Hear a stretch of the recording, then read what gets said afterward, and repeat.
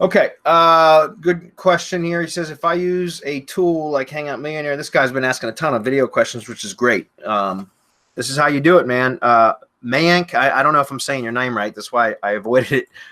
But I know you keep coming and asking questions every week about video syndication and video SEO.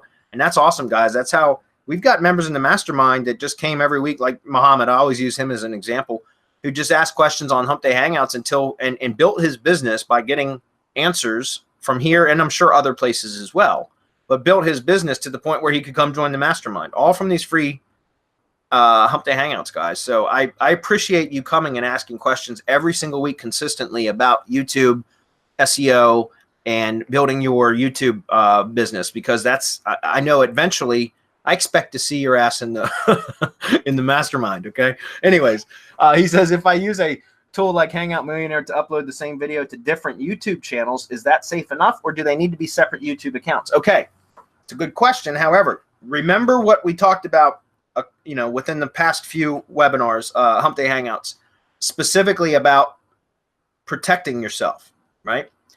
And I mentioned before not to upload the same video, even though the file characteristics, right? The encoding and things like that, the time duration, all of that can be manipulated slightly to where Google thinks the same video is different, or YouTube thinks the same video is a different file. It's unique. You can do that, but the problem is if you upload the same video to the same channel, right? Meaning it has to be slightly different. The file has to be unique, or else YouTube will reject the upload as it starts to upload, right? But there are tools out there like video spinners and things like that that will change the encoding or whatever it does to make the file unique, multiple variations of the file, even though it's the same video.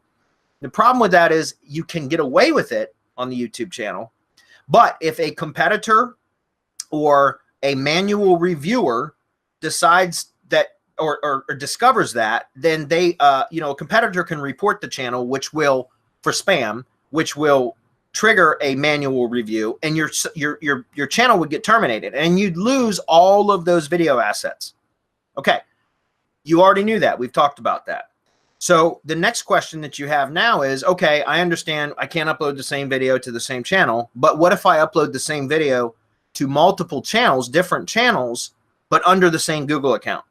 Well, that's better than uploading it to the same channel, because if any one channel gets flagged, it's not necessarily going to flag the other channel. However, if your Google account gets terminated for spamming, which is possible, then every single channel under that Google account will be lost.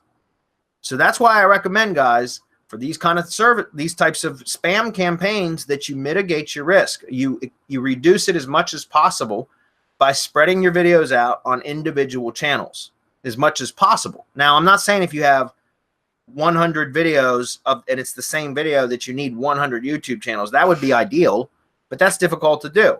So maybe get 50 channels and put 2 videos on 50 channels, or get 25 channels and put 4 videos on 25 channels.